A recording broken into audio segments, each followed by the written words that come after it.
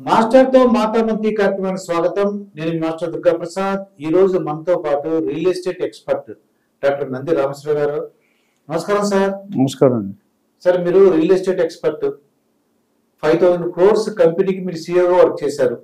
ఒక 15,000 ట్రాన్సాక్షన్ కి హెల్ప్ చేశారు. అలాగే 15,000 రియల్ ఎస్టేట్ ప్రొఫెషన్స్ మీరు హెల్ప్ చేశారు. టాప్ ఎమర్జింగ్ CEOs మీరు ఒకరు. మీ అనుభవాలు చాలా ఉన్నాయి కాబట్టి కొన్ని ఒక డౌట్ ఉన్నాయి సార్. ఏంటంటే ఉదాహరణకి నీకు చాలా డౌట్లు ఉంటాయి ఇప్పుడు. చెప్పండి. ఉదాహరణకి పిఠాపురంలో పవన్ కళ్యాణ్ గారు అంటే డిప్యూటీ CM గారు ఒక స్థలం కొన్నారు. పొలం కొన్నారు, 3 ఎకరాలు ఏదో చెప్తున్నారండి. అంటే మా ఫ్రెండ్స్ ఏమన్నారంటే ఆ దగ్గరలో ఏమైనా కొనుక్కుంటే సెలబ్రిటీ అంటే పవన్ కళ్యాణ్ గారి దగ్గరలో ఏదైనా పొలాలు కానీ స్థలాలు ఉంటే కొనుక్కుంటే మనకైనా ఫ్యూచర్ లో బెనిఫిట్ ఉంటుందని అడుగుతున్నారండి. ఇది చాలా క్లిష్టమైన క్వశ్చన్. ఎందుకంటే మీరు అడిగిన ఆన్సర్ సెలబ్రిటీ, ఆ సెలబ్రిటీ ఎవరో చెప్పేశారు. అయితే రియల్ ఎస్టేట్ పెరగడానికి కొన్ని ఫ్యాక్టర్స్ ఉంటాయండి. ఆ సెలబ్రిటీ కొన్నారా, మీరు కొన్నారా, నేను కొన్నానా అనేది పక్కన పెడితే రియల్ ఎస్టేట్ ఏ ఫ్యాక్టర్స్ మీద అప్రిషియేట్ అవుతుంది అనేది మోర్ ఇంపార్టెంట్. అంతకుముందు 4-5 వీడియోలో కూడా చెప్పాము. సో ముఖ్యంగా real estate celebrity Durga Prasad, Rameshwar Rao లేకపోతే కాదు. సో సెలబ్రిటీ నేమ్ ఉంటుంది, కొద్ది వాల్యూ ఎడిషన్ అనేది అవుతుంది. బట్ కొనుక్కునే విధానం, ఆయన ఎందుకు కొనుక్కున్నాడు, ఆయన ఏ పర్పస్ కొనుక్కుంటున్నాడు, మీరు ఏ పర్పస్ కొనుక్కుంటారు ఇక్కడ తేడా ఉంటుంది. ఆయన దేనికి పర్పస్, మన పర్పస్ ఏంటి? అది ఇప్పుడు మీరు ఆయన ఫామ్ హౌస్ కొనుక్కున్నారు అనుకోండి. కేసీఆర్ గారి ఫామ్ హౌస్ ఎక్కడ అవుతుంది, ప్రభాస్ గారి ఫామ్ హౌస్ ఎక్కడో ఉంది. మనం అక్కడ కొనుక్కోవాలంటే మన పర్పస్ రెసిడెన్షియల్ అయితే ఫామ్ హౌస్ పక్కన కొనుక్కోకూడదు. అయితే రోజు వెళ్ళారు కదా, 100 కిలోమీటర్ 50 కిలోమీటర్ వెళ్ళారు కదా. అవునా? సో రియల్ ఎస్టేట్ మన పర్పస్ ఏంటి? మనం కూడా ఫామ్ హౌస్ కొనుక్కుంటే జనరల్ గా ఎకరాల్లో ఈ రోజుల్లో సిటీలో ఎవరు కొనలేరు. ఎకరాల్లో ఏదైనా డెవలప్డ్ సిటీ, రాజమండ్రి అవ్వచ్చు, కాకినాడ అవ్వచ్చు, హైదరాబాద్ అవ్వచ్చు, గుంటూరు, విజయవాడ చూస్తే ఎకరం కోర్టులో ఉంది. కోర్టులో సెలబ్రిటీస్ స్పోర్ట్స్ స్టార్ పెట్టుకున్నారు, మనం నార్మల్ సామాన్య వ్యక్తి పెట్టుకోలేడు. సో నేను చెప్పేది ఏంటంటే, ఒకటి మన ఇన్వెస్ట్మెంట్ ఎన్ని రకాలు ఉన్నాయో ఒకసారి రిపీట్ చేసి ఇంకా ఆన్సర్ చెప్తాను. ఇన్వెస్ట్మెంట్ పెట్టేది దేనికంటే మన own purpose, residential, commercial, farm house, rental purpose. రెండోది ట్రేడింగ్, మూడోది రెంటల్ ఇన్కమ్, నాలుగోది long term investment.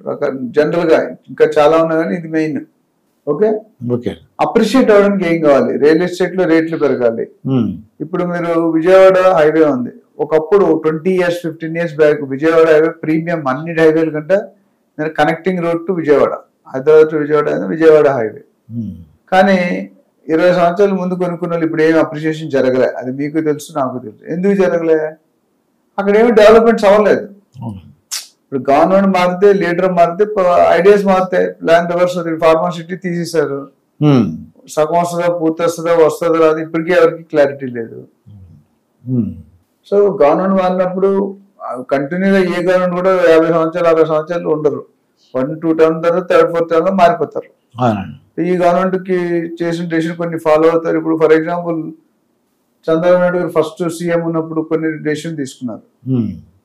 Opposition party Congress power లోకి వచ్చింది, రాజశేఖర రెడ్డి గారు అయ్యారు. ఆయన 90% పాలసీస్ అన్ని కంటిన్యూ చేశాడు. కొద్ది ఇంప్రూవ్మెంట్ చేశాడు, కొన్ని కంటిన్యూ చేశాడు మాక్సిమం. కానీ వాళ్ళ అబ్బాయి ఇచ్చాడు, కంటిన్యూ చేయలే. సో ఇక్కడే ఇంత డిఫరెన్స్ ఉంది. సో మనకు అప్రిషియేట్ కావాలనుకుంటే బేసిక్ గా ఇన్ఫ్రాస్ట్రక్చర్ ఉండాలి మనకి. ఓకే, ఇన్ఫ్రాస్ట్రక్చర్ అంటే road connectivity, metro connectivity, air connectivity, bus connectivity అన్ని ఉండాలి. ఎందుకంటే పబ్లిక్ ట్రావెల్ చేస్తేనే డెవలప్ అవుతుంది. ట్రావెల్ ఎప్పుడు చేస్తారు? కనెక్టివిటీ ఉండాలి. ఎయిర్పోర్ట్ కానీ, ఓవరాల్ కానీ ఏదో కనెక్టివిటీ ఉంటే ఫస్ట్ పాయింట్. రెండోది కనెక్టివిటీ బాగుంటే ఇండస్ట్రీ రావాలి. ఇండస్ట్రీ రావాలంటే ఫండింగ్ రావడం. ఇండస్ట్రీలు ఎప్పుడు వస్తాయి? మన గవర్నమెంట్ పాలసీలు యూజర్ ఫ్రెండ్లీ ఉండాలి. అంటే అవతల ఆహ్వానించే గుణం ఉండాలి. అది ఎంకరేజ్మెంట్ ఉండాలి. ఎంకరేజ్ చేసేవాళ్ళు ఉత్సాహంగా ఉల్లాహంగా రావాలనుకుంటే ఆ గవర్నమెంట్ పాలసీ సబ్సిడీ అవచ్చు, ట్యాక్స్ ఎగ్జామ్ అవచ్చు, SEZs కి ఇస్తారు పర్మిషన్. అంటే కొన్ని గవర్నమెంట్ పాలసీలు ఎక్కడ ఉంటాయంటే ఇవాళ పర్మిషన్ పెడితే 3 నెలల దాకా దాన్ని టచ్ కూడా చేయరు. ఇప్పుడు KTR గారు ఉన్నప్పుడు కూడా 15 days సింగిల్ విండో సిస్టమ్ పెట్టారు. ఫిజికల్ గా అంత ప్రాక్టికల్ కొన్ని జరిగినా కొన్ని జరగలేదు. ఎన్నో సందర్భాలు ఉన్నాయి.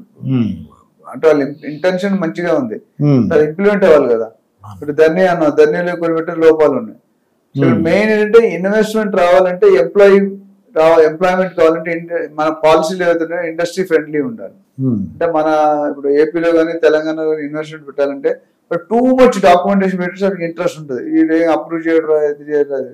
సో ఆ సిస్టమ్ రాలేదు. ఇప్పుడు మనం ఇప్పటికీ చూస్తే ఒక ఎఫ్డి కావాలనుకోండి ప్రైవేట్ బ్యాంక్ లో ఐసిఐసి కానీ హెచ్డిఎఫ్సి కానీ 5 నిమిషాల్లో రెడీ అవుతుంది. గవర్నమెంట్ వర్క్స్ ఇప్పటికీ టైం అరగంట పడుతుంది. అవునా కదా?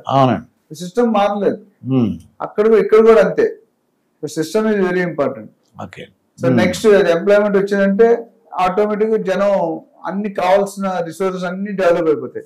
సినిమాలు కావచ్చు, హాస్పిటల్ కావచ్చు, కాలేజ్ కావచ్చు, స్కూల్ కావచ్చు, రెస్టారెంట్స్ కావచ్చు, పార్కులు కావచ్చు, ఏదైనా మనకు నిత్య అవసరం డైలీ లైఫ్ లో మనకు కావాల్సిన అన్ని కూడా వచ్చేస్తాయి.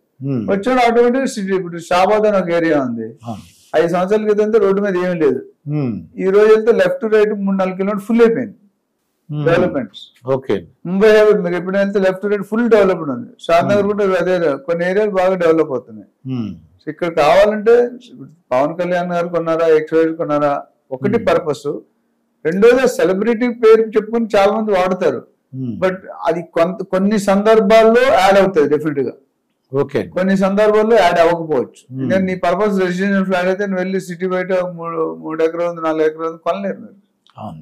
దీన్ని బట్టి మీరు దీని బెస్ట్ సొల్యూషన్ అంటే నేను ఆల్వేస్ చెప్తాను, ఆ రంగంలో నిపుణులు ఉంటారు, experts in real estate agents కానీ కన్సల్టెంట్ కానీ, వాళ్ళు సంప్రదిస్తే మీకు కరెక్ట్ సొల్యూషన్ ఇచ్చే అవకాశాలు బాగా ఉంటాయి. లేకపోతే మీరు పెట్టేసిన తర్వాత సెలబ్రిటీ అమ్మేవచ్చుగా, అమ్మకూడదు అని ఏమైనా రూల్ ఉందా? ఇప్పుడు ఒక ఏరియాలో చెప్పను, ఒక ఏరియా ఉంది ఎస్సీజెడ్ డిక్లేర్ చేసి ఉంది, ఇన్నర్ సోర్స్ గవర్నమెంట్ ముందే వచ్చేస్తుంది. ఇప్పుడు అమరావతి ఉంది, అమరావతి వస్తుందని అందరూ ఇన్వెస్ట్ చేశారు, తర్వాత అమ్ముకునే చాలా మంది ఉన్నారు కదా. లాభాలకు అమ్ముకోలేదు, నష్టాలు ఎవరికి తెలియదు అమరావతి క్యాపిటల్ కాదని. బట్ చంద్రబాబు నాయుడు డిక్లేర్ చేసిన ముందే 6 నెలల ముందే అన్ని కొనుక్కున్నారు జనాలు అందరూ, రేట్లు పెరుగుతాయని. Hyderabad second capital of India చేస్తా అన్నాడు, అదే యూనియన్ టెరిటరీ చేస్తా అంటాడు మోడీ గారు. ఎప్పుడో ఉంది అది వస్తుందంటే హైదరాబాద్ లో రేట్లు టచ్ చేయలేము మనం. వెలుగు రాలేదు, వస్తుంది అంటున్నారు. ఎప్పుడు వస్తుంది మీకు తెలియదు, నాకు తెలియదు. ఇవి ఏంటంటే కొన్ని ఇఫ్స్ అండ్ బట్స్ ఉంటాయి. గోడ మీద పీలి ఇవ్వటం, అటైనా చంపవచ్చు, ఇటైనా చంపవచ్చు. గవర్నమెంట్ ఇప్పుడు ఉంది, 5 సంవత్సరాలు వీళ్ళే వస్తారని తెలియదు కదా. అప్పుడు నార్మల్ ఎమ్మెల్యే కూడా నార్మల్ పర్సన్ అయిపోతారు సెలబ్రిటీ. సో ఇది చాలా difficult question. Individual case to case మనం నిర్ణయించి కొనుక్కోవడం ఉత్తమం. ఏమైనా సరే రియల్ ఎస్టేట్ ని ఎక్స్పర్ట్ వాళ్ళు అప్రోచ్ చేసుకుంటే మంచిదండి. మంచిది, ఎందుకంటే వాళ్ళకి తెలుసు ఫ్యూచర్ లో ఇక్కడ ఏం వస్తాయి, ఇక్కడ ఏమి రావు, ఏ డెవలప్మెంట్స్ అవుతాయి, పోర్ట్ దగ్గర ఏమైనా వస్తుందా. ఇప్పుడు పోర్ట్ అనేది మేనేజ్మెంట్ అంతా అదాని అంబానీలకి వెళ్ళిపోతున్నాయి, మీకు తెలిసిన మ్యాటరే. అవునండి. సో మొత్తం ఇండియా మొత్తం A² అవుతుంది, అదాని అంబానీ. అది మన మార్కెట్ ఇక్కడే కాదు, మొత్తం ఇండియా మొత్తం సగం ఆయన ఆక్యుపై చేసుకుంటున్నారు, సగం ఇది చేస్తున్నారు. సో వాళ్ళు వచ్చినప్పుడు వాళ్ళు ఆర్డినెన్స్ ఫ్యాక్టరీ ఉంది, కొన్ని 1000 ఎకరాల్లో ఉంది, దాన్ని రిలయన్స్ తీసుకుంటున్నారు అని చెప్తున్నారు. రిలయన్స్ తీసుకుంటే వాళ్ళు వర్కింగ్ వేరు, మన వర్కింగ్ వేరు. సో ఇలాంటి ఫ్యాక్టరీలని చూసుకొని కొనుక్కోవడం బెటర్.